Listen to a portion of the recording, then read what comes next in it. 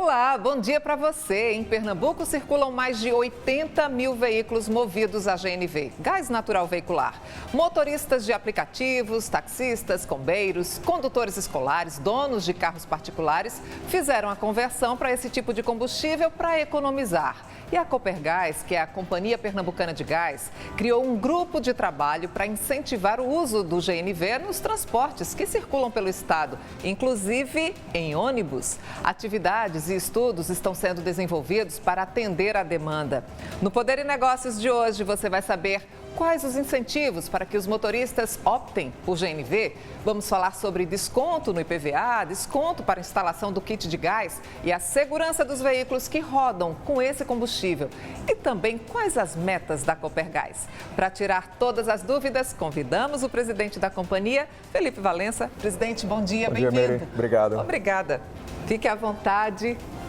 Olha, gente, a Copergás é uma das maiores concessionárias estaduais do Brasil. É vinculada à Secretaria de Desenvolvimento Econômico de Pernambuco e é uma empresa de economia mista, com capital fechado. Atualmente, a gente quer saber quais são, os sócios dessa companhia, presidente, além do governo de Pernambuco. Pois não, Mary. Primeiro, agradecer aqui o convite. Muito bom estar podendo dividir aqui com o teu público os projetos da Copergás e o momento que a gente está passando aqui. Respondendo a tua pergunta, hoje a gente tem uma estrutura societária com 3 sócios. Você tem o governo do estado de Pernambuco, você tem uma holding financeira chamada Comit. Essa holding ela pertence ao grupo Compass, que pertence ao grupo Cosan, é a divisão de gás do grupo Cosan, e a Mitsui, que é um conglomerado japonês que atua em diversos setores, por exemplo, é sócia da Vale do Rio Doce aqui no Brasil. E tem um grupo com 100 bilhões de ativos no mundo, de dólares. Esse é a Comit, que tem 49% 41,5% do capital total. Além da Comit, você tem novamente a Mitsui com mais 41,5%. E aí você tem 17% do Estado no capital total. O Estado ele é controlador da empresa quando a gente fala das ações ordinárias da Copergás. Então, aí, quando a gente fala do controle da empresa societária, você tem já uma divisão diferente. Você tem o Estado com 51%, 24,5% é Comit, 24,5% é Mitsui. Mas é uma relação que a gente trabalha de forma muito alinhada. Eu acho que a grande... Em relação à tomada de decisões. Todas as decisões são feitas de forma colegiada. E talvez essa tenha sido aí o grande desafio aí nos primeiros meses, eu estou na Copergás desde maio do ano passado, que é exatamente ter esse alinhamento dos sócios para a gente definir qual seria o nosso novo plano de voo, com um novo governo, e as ambições que a gente tem para a companhia. Presidente, hoje existem mais de 100 postos comercializando a GNV em Pernambuco, em 21 municípios pernambucanos, E quem é que está usando esse combustível? Como é que está a cobrança de preço, a distribuição, em relação também aos outros estados? Como é que está o nosso posicionamento? Muito competitivo, A gente já existiu em outros momentos o gás mais caro do que a gente está agora aqui em Pernambuco, então isso é importante ser dito. E com, obviamente, o preço dos outros energéticos, o gás natural veicular, ele continua sendo o de melhor rendimento. De forma muito simples, você com R$100 gastando com qualquer um dos dois combustíveis, ou com álcool ou com a gasolina, você faz 2 vezes mais deslocamento com o carro a gás. Então, essa é a grande praticidade, a grande economia que você tem no uso do gás natural. Por isso que é um sucesso aqui em Pernambuco, já com milhares de usuários que já usam gás natural há bastante tempo. No ano passado, a gente acompanhou aqui, no final do ano passado, a gente acompanhou um protesto de vários motoristas, principalmente de aplicativos, de taxistas, fazendo pressão por conta do preço do litro desse combustível. E aí a gente fica preocupado porque tem muita gente que faz essa conversão pensando exatamente na economia. Eu entendo isso perfeitamente, a gente é super atento a esse ponto, acho que até por uma questão de educação, como é que a gente está em relação aos outros estados. A gente tem o 4º GNV mais barato do Brasil. Então, às vezes, é importante a gente ter essa referência. Se você for aqui em Alagoas ou for aqui na Paraíba, você vai pagar mais caro. Então, essa é uma realidade que, às vezes, o usuário já conhece, mas talvez não todo o público. Então, o gás aqui do GNV, ele é muito competitivo. Mas o que é que a gente está colocando aqui até como reconhecimento para essa quantidade de pessoas que optaram para usar o carro a gás, para ter essa confiança, ter esse conforto, Eu acho que primeiro é uma clareza na comunicação.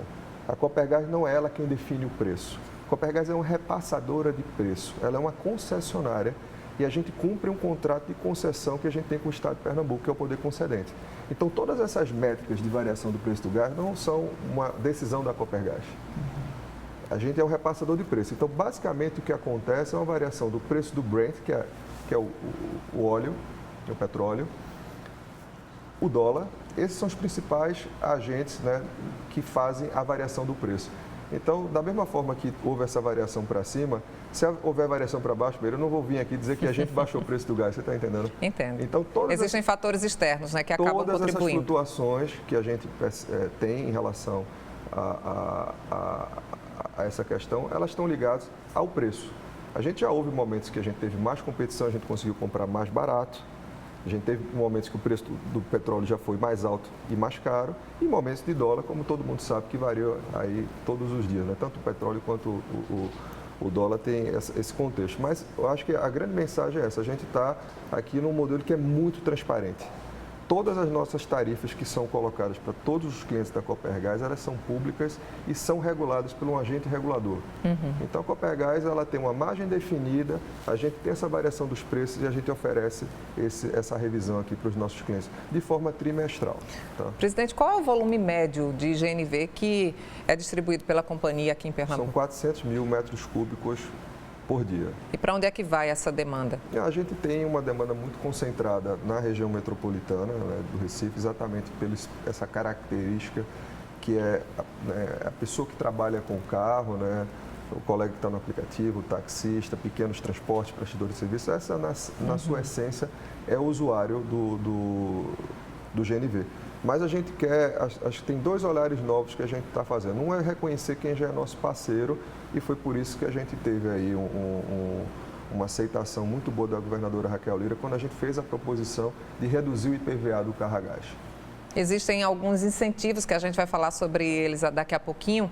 A gente está com algumas imagens, né? Porque muita gente acaba fazendo essa conversão mesmo por conta da economia. E para que as pessoas também conheçam um pouco mais da companhia, vocês criaram, tem um site atualizado, a gente vai colocar aqui na tela daqui a pouquinho para a gente mostrar como é essa distribuição, quais são os propósitos da Copergás, né? Vocês colocam de uma forma muito clara, olha só ali, ó, novo.copergás.com.br, né? A gente tem aqui os segmentos para que as pessoas vejam as vantagens de usar o gás natural no dia a dia. Essa aqui é a página inicial. E aí, à medida que a gente vai navegando aí pelo site de vocês, a gente vai entendendo qual é o propósito, né? O veicular, o residencial, o comercial, o industrial e a geração. E mais embaixo a gente encontra, na verdade, um mapa de toda a distribuição que a gente fica... Isso aqui é em Jaboatão dos Guararapes, né? Uma estação de transferência. Exatamente. Lá em Jaboatão. Então, o que acontece exatamente, presidente? Bom, vamos lá, você recebe, a gente tem 8 pontos de recepção do gás e em vários momentos você tem que fazer ajuste de pressão para chegar no cliente final. Então, basicamente aqui é esse tipo de ajuste bem operacional para poder chegar na pressão adequada para o nosso cliente final. Bom, isso aqui é o recurso tecnológico, né? E à medida que a gente vai navegando aí pelo site, a gente também encontra, como eu falei agora há pouco, a rede de distribuição de postos, né? Aí você pode entender, né, o tamanho da complexidade, né, com a qual vocês lidam diariamente. O que é que significa aí esse caminho vermelho, presidente? Aqui é onde a gente está passando a nossa rede, né?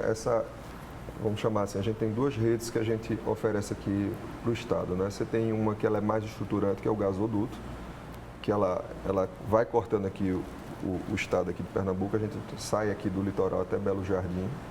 Então, essa é a extensão da nossa malha, estamos falando aqui mais ou menos 250 quilômetros.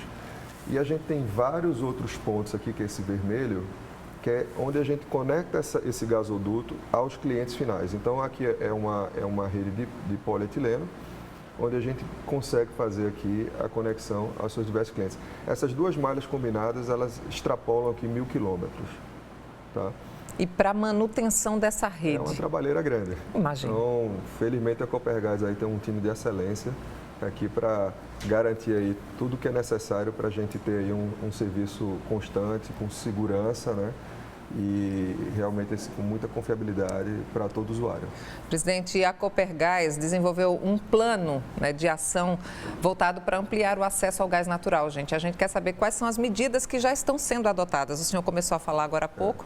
Eu acho que assim, primeiro o olhar de reconhecer quem já adotou o gás natural lá atrás, né? Então, quando a gente abordou esse tema com a governadora, qual foi a leitura, né? A gente tinha aqui no estado um incentivo de 100% no IPVA para o carro elétrico. O carro elétrico é um carro para quem tem realmente um altíssimo poder aquisitivo. E a gente não tinha nenhum gesto para essas pessoas que normalmente estão trabalhando com o carro e não tinham nenhum tipo de incentivo em relação ao IPVA. Lembrando que o gás natural é a transição energética. Então, entre estar usando uma gasolina ou um diesel e estar usando o gás natural, você já está fazendo economia de CO2, em torno aí de 25% a 30% de emissão a menos. E também trazendo uma vantagem do ponto de vista de economia. Então, de fato, o gás natural ele é sustentável.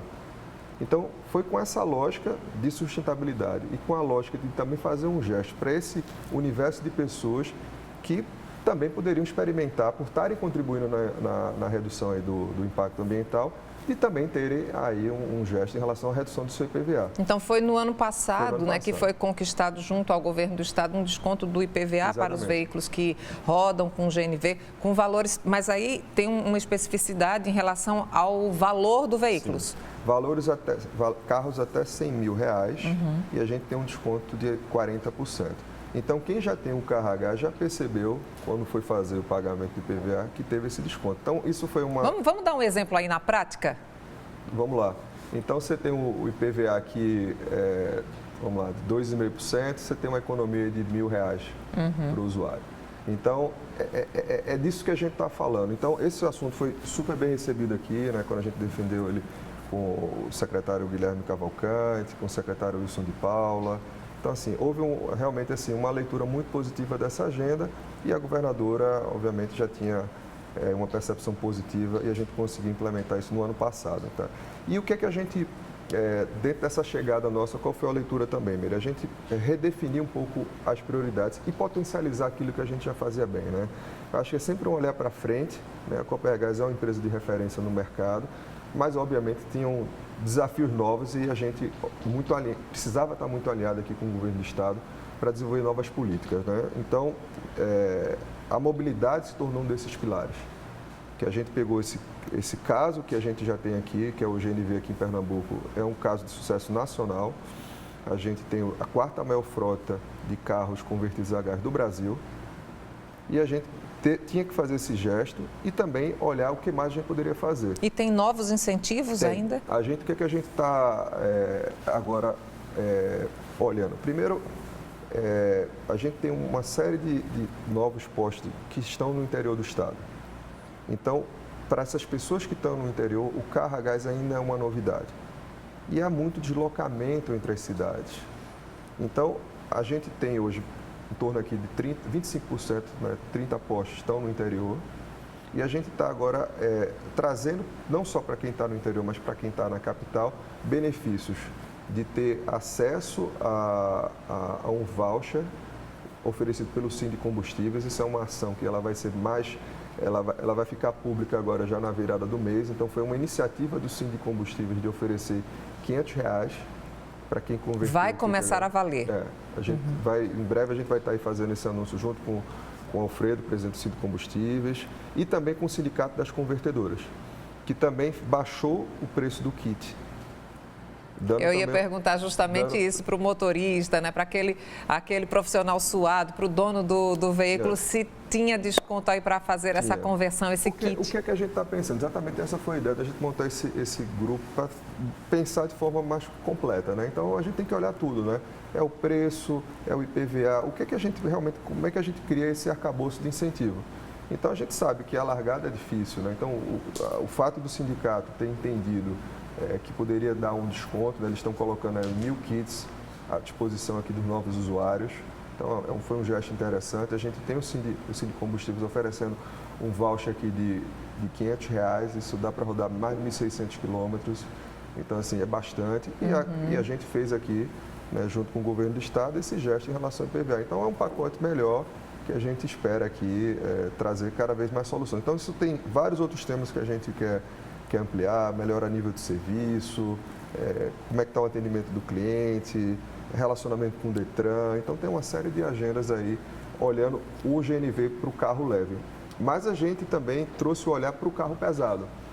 Então, a gente tem uma pauta aqui muito importante também na parte de sustentabilidade, que é a descarbonização aqui do transporte urbano de Pernambuco, uma agenda aqui muito conectada aqui com as prioridades do governo da Raquel Lira e também com o secretário de Mobilidade, Diogo Bezerra, que foi um grande patrocinador aqui, junto aqui com o Matheus, o presidente do consórcio Grande Recife, da gente montar aqui um desenho de tornar essa frota aqui mais eficiente do ponto de vista de economia e de sustentabilidade. É preciso pensar no bolso, mas também no meio ambiente. Quando o senhor fala sobre esses incentivos, voucher, desconto em kits para instalação, conversão, aí a pessoa fica pensando, como é que eu posso participar desse bolo? É preciso fazer um cadastro? Como é que o motorista faz na prática? A gente vai ter um lançamento formal agora, em abril, e a gente vai ter, até explicar todo esse operacional, porque, deixando bem claro aqui, quem está oferecendo o voucher é o Sindicato de Combustíveis e quem está oferecendo o voucher, o kit de conversão, é o Sindicato das Convertedoras. Então, a Copergás, ela está ajudando na organização dessa pauta, né? Esse é o nosso papel. Em relação ao IPVA, acho que quem já fez o pagamento esse ano já viu que já foi compulsório, já foi automático aí já o benefício. Bom, para a gente fazer uma conta rápida, o senhor falou agora um pouquinho sobre o desconto, mas se a gente for fazer uma conta rápida para a gente entender essa economia de quem abastece com GNV ou com gasolina, por exemplo, a gente sabe que a diferença é gritante. É 50% de economia. Então, assim, a gente tem realmente, assim, tem que olhar muito, porque não é o preço que está na bomba, né? Porque o álcool está mais barato.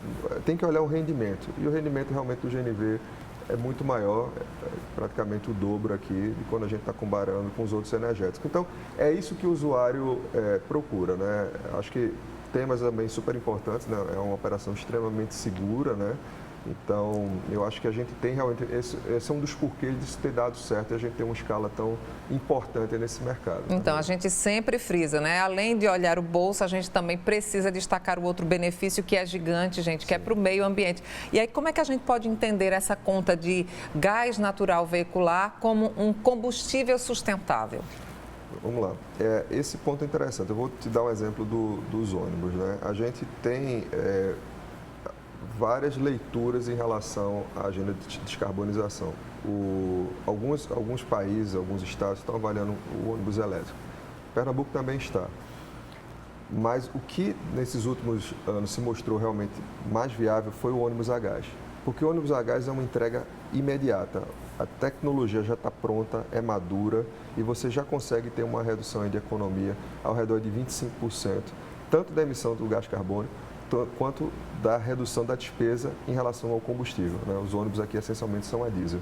Então, a gente está trazendo essa inovação de mercados maduros. Se você for em Chicago, você vai andar no ônibus a gás. Se você for na Itália, você vai usar ônibus a gás.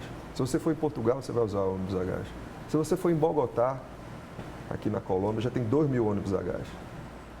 Então, obviamente, cada país, cada estado tem a sua política, mas assim, os testes recentes mostraram que o carro a gás é entrega para esse momento. Bom, se a gente fala que o carro particular vai ter uma economia, o ônibus também vai ter. Será que isso vai impactar também para o passageiro? Hoje, acho que é de conhecimento geral, o Estado acaba pagando por isso, né? Subsidia o sistema. Então, é claro que a gente enxerga que pode também ter aí uma economia. Então, para a gente chegar nesse modelo de teste que a gente trouxe aqui para o ônibus, obviamente a gente tem aqui uma série de agentes que estão confiando nessa estratégia, né?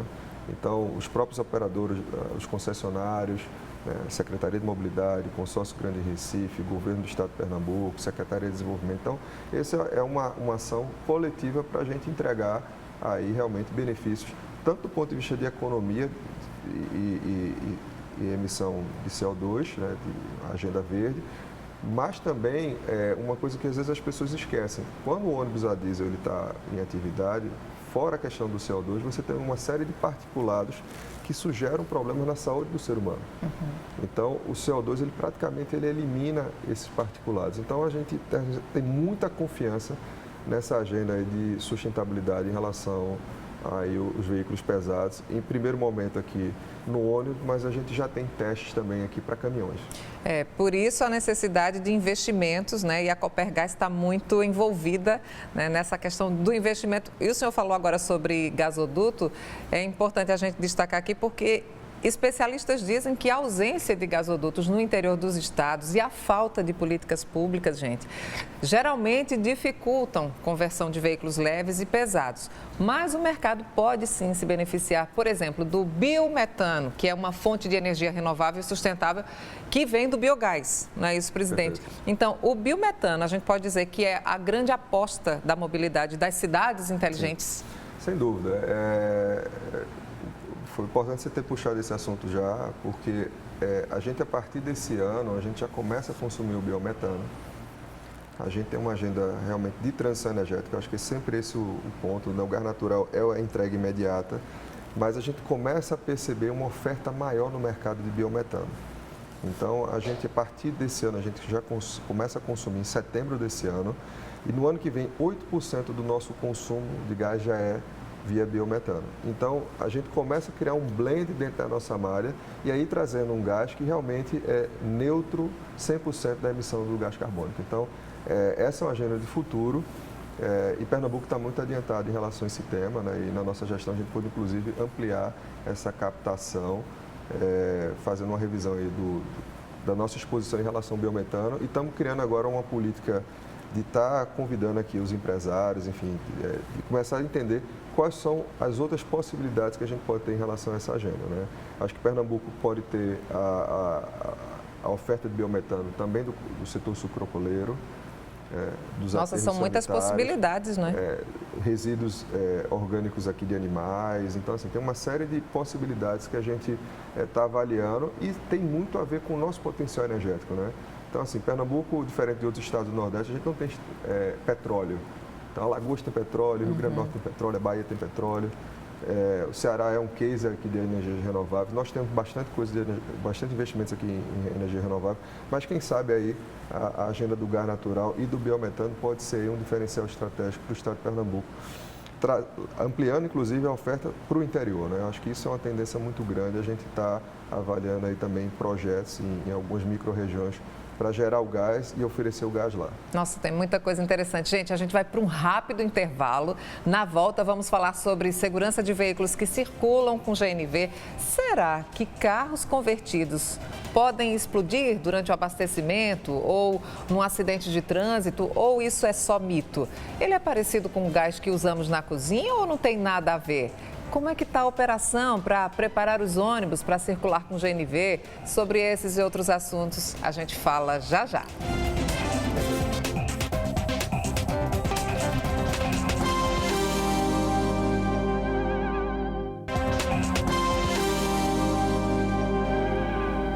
Estamos de volta com o Poder e Negócios, hoje recebendo o presidente da Copergás, a Companhia Pernambucana de Gás, Felipe Valença. A gente falou agora há pouco, né, gente, sobre gás natural veicular, que é o combustível mais econômico, mas também é preciso levar em conta a segurança. E claro que muita gente pergunta, os carros convertidos para GNV têm risco de explodir no abastecimento ou, por exemplo, num acidente de trânsito, presidente? Essa pergunta, Meire, ela é muito boa e é importante a gente exatamente entre aquela questão de mitos e verdades, né? Se a gente estava na companhia, até quem sabe em algum momento a gente cria até essa dinâmica de brincar com essa questão dos mitos e verdades. Mas segurança é um assunto muito sério e a gente leva isso aqui como uma das prioridades aqui da companhia, né? A gente tem, obviamente, esse olhar para dentro de casa, né? O manuseio do gás, muita infraestrutura, muita obra. Então, o assunto de segurança é extremamente debatido. A gente tem uma prática lá, todo início de reunião a gente fala do tema segurança. E quando a gente fala aqui do usuário, a gente sabe que tem um pouco dessa necessidade de conhecer mais como é que é a utilização do gás. No caso do carro, do GNV, você teve, infelizmente, até há pouco tempo atrás, houve um acidente aí fatal, onde o carro era a gás, o carro ficou praticamente acabado e o kit a gás intacto. Então, esse é um exemplo, e existem vários aí ao longo do Brasil, como esse processo ele é seguro. Tem relação com a instalação do kit? Tem a ver com a instalação, mas principalmente com o quanto esse kit ele é seguro. Ele protege realmente o usuário. Você tem ideia, né, ao chegar na Copergás ano passado, a gente visitou aí fabricantes, enfim, indústrias de carro pesado. Imagina, se a gente tem essa preocupação, obviamente, com um carro leve, imagina um caminhão a gás. Então, fui visitar os fabricantes de caminhão a gás, para, inclusive, eles mostrando aí testes de batida, como é que fica todo o processo pós um acidente. Então, assim, é impressionante como realmente existe uma proteção incrível quando a gente está falando em relação ao manuseio do kit a gás e a segurança que esse cilindro tem. Quais são as medidas de segurança que todo mundo tem que adotar ao escolher o GNV para rodar no seu veículo? O principal ponto é você estar sempre procurando as empresas que estão fazendo a conversão e a manutenção desse kit ligados ao Sindicato das Convertedoras. Isso é uma entidade ligada à Federação das Indústrias de Pernambuco. E aí, obviamente, existe aí acho que uma chancela maior, são um grupo de empresários que tem uma preocupação maior com as boas práticas. Então, acho que a primeira dica é você estar sempre fazendo um acompanhamento e você tem hoje uma agenda de fazer uma verificação aí regular no Detran em termos de segurança. Então, isso é natural, é essencial para todos nós, né? A quem cabe a fiscalização? Hoje, quem faz a fiscalização, a verificação é o Detran. A fiscalização, quem faz é o CTTU, enfim, em campo, olhando se esses kits estão regulares ou não. Mas isso já existe uma cultura muito disseminada para o usuário e a gente sempre, a recomendação nossa é essa, né? Procure uma das empresas ligadas ao sindicato das convertedoras e dali acho que é o ponto de partida para você criar uma relação adequada de conversão e de manutenção, né, do teu kit a gás. Bom, em relação aos ônibus, se esse tipo de combustível for realmente adotado nesse tipo de transporte em larga escala, quais são os benefícios, assim, máximos? Acho que primeiro a saúde pública, né? Acho que primeiro a saúde pública, esse foi o olhar aqui do governo do estado, da gente estar exatamente diminuindo a incidência de CO2, né, ou seja, de impacto aqui no meio ambiente e dos particulados que geram aí poluição, né, na contaminação da nossa respiração. Então, esse foi o primeiro olhar e, claro, a gente espera aqui também ter um benefício da economia aqui para o sistema de transporte urbano de Pernambuco, na medida que a nossa experiência no gás natural veicular é de ter uma economia em relação aos outros energéticos. E a gente espera ter o mesmo resultado em relação aos carros pesados. E outra dúvida também é em relação à confusão que muita gente faz em relação ao uso doméstico, né? Sim. Como é que a gente pode entender esses dois? O uso doméstico é interessantíssimo, né? Porque, assim, se você pega existe realmente um desconhecimento, né? Às vezes até algumas pessoas, não, eu tenho gás no meu apartamento. E eles não sabem se é o gás encanado, né? Porque o gás da Copergás é o gás encanado. E o gás do concorrente é o gás GLP. É um gás que ele é mais poluente, ele também é um derivado do petróleo, mas ele é mais poluente na emissão de CO2 e normalmente ele é bem mais caro. Por quê? Porque ele não é um setor regulado. Então, quando a Copergás ela vai montando a sua infraestrutura, ela vai chegando nas residências, normalmente nós somos muito competitivos em relação ao GLP e a gente consegue converter, na maioria dos casos, né, o GLP é o gás natural. E aí você tem uma série de vantagens. Desde a questão da economia, você tem a questão da sustentabilidade, mais uma vez a redução da emissão do gás carbônico e também a questão de segurança. Porque, seja nas residências ou no pequeno e médio comércio que consome gás, o gás é todo canalizado. Então, quando você vai para estabelecimentos comerciais, residenciais, você vê que tem uma estação de gás. Aquilo sim tem risco. Além de consumir espaço.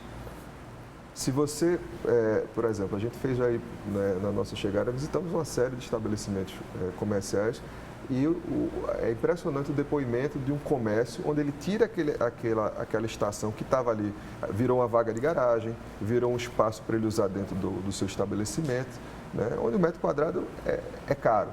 Então, eu acho que esse é uma das vantagens, é muito importante você ter uma otimização de espaço e a segurança.